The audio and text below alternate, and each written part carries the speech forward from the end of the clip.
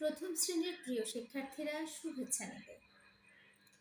আজ আমরা তোমাদের বাংলা বইয়ের পাঠ ৯ বাঘ ও রাখালের গল্প পড়ব।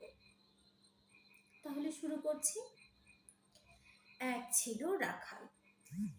সে মাঠে গরু চড়াতো, বাঁশি বাজাতো, তবুও তার সময় কাটতো না।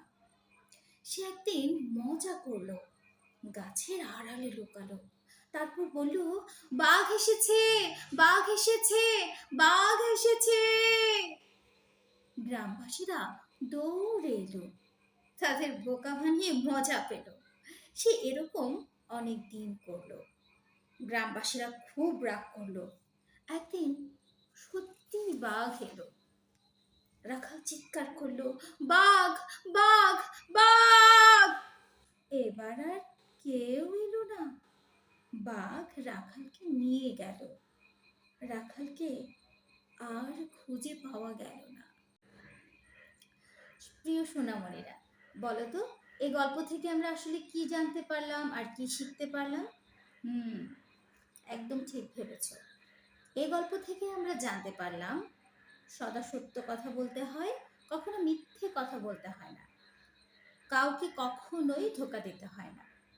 তুমি যখন মিথ্যে বলো আর এটা যখন অন্যেরা জেনে যায়, তখন একটা মজার ঘটনা ঘটে। ঘটনাটা কি জানো? তুমি সত্য কথা বললেও তারা বিশ্বাস করবে না যে তুমি সত্য বলছো।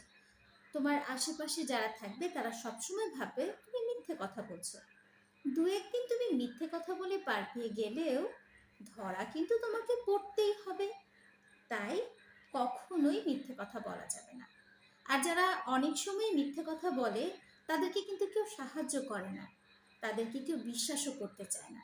তাই নিজেকে তো এমন পর্যায়ে কখনো নেওয়া যাবে না। তাই সবসময় সত্য কথা বলবার চেষ্টা করতে হবে এবং সত্য কথার মাধ্যমে নিজের পুরোটা প্রকাশ করতে হবে। কখনোই কথা বানিয়ে বলা যাবে না। আর বন্ধুদের সাথে এবং তোমার আশেপাশে যারা আছে তাদের সবাইকে সম্মান করবে এবং সঠিক কথাটা জানাবে কি ঘটনাটা ঘটেছে। তাহলে শুভেচ্ছা রইল আজ এই পর্যন্তই।